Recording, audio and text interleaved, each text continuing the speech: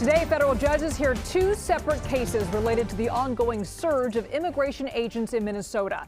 The hearings come after a federal officer killed another U.S. citizen in Minneapolis, 37-year-old Alex Pretti. He was an ICU nurse who cared for veterans at the Minneapolis VA hospital.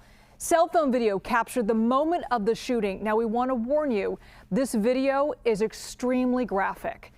First, you can see a federal agent push an individual to the ground and then pepper spray them. Then moments later, more officers wrestle Alex Pretti to the ground before at least one of them opens fire multiple times.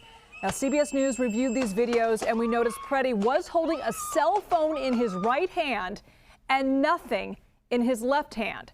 The videos also show an officer take a gun from Pretti's waist right before another officer killed him. Now, witnesses say he was licensed to carry that gun. I want to bring in Joe Tamburino, who's an attorney and legal analyst based in Minneapolis. Joe, thank you so much for being with us. Typically, cases like this involving an officer-involved shooting, there are multiple agencies that are handling the investigation. But in this case, the Department of Homeland Security is exclusively handling this investigation. How is that going to impact this case, both in the investigation part of it and if it goes to court?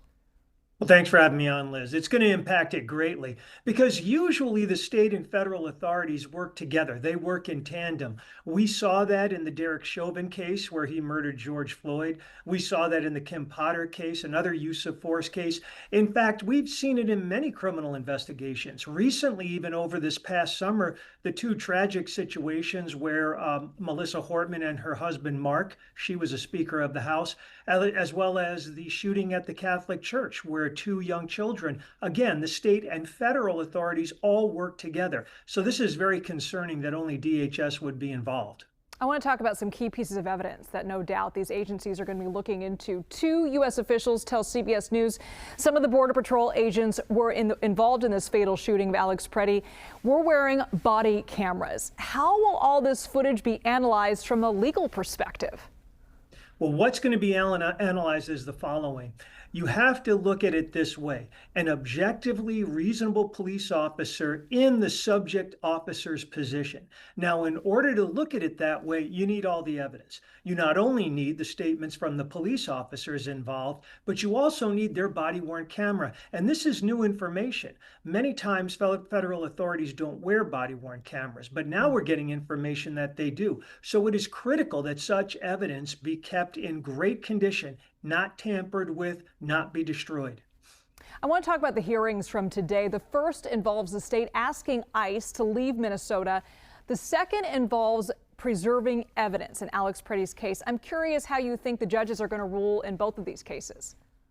Well, with the first hearing, that was in front of Judge Menendez about keeping ICE out.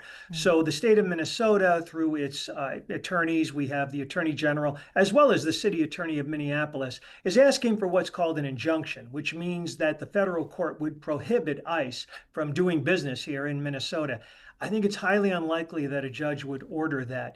Under Article 2 of our Constitution, the president has full executive authority, including executive authority over law enforcement agencies as part of the federal government. So I think it's unlikely that a federal judge would bar a federal law enforcement agency from the state. It would be like keeping the FBI out of Minnesota. But the second hearing, which is actually going on now, is also important. And I think in that case, the state will win, meaning that the federal judge will continue with his temporary order saying that DHS must preserve evidence, which would include the body-worn cameras that we just discussed. And I would assume also Alex Pretti's own cell phone and the video he was taken before the shooting.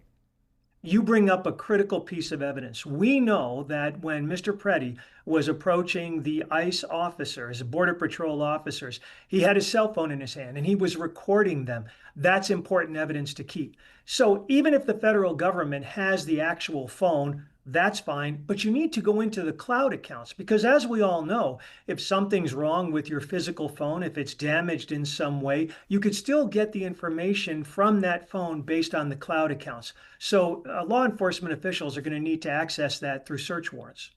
Joe Tamburino, thank you so much.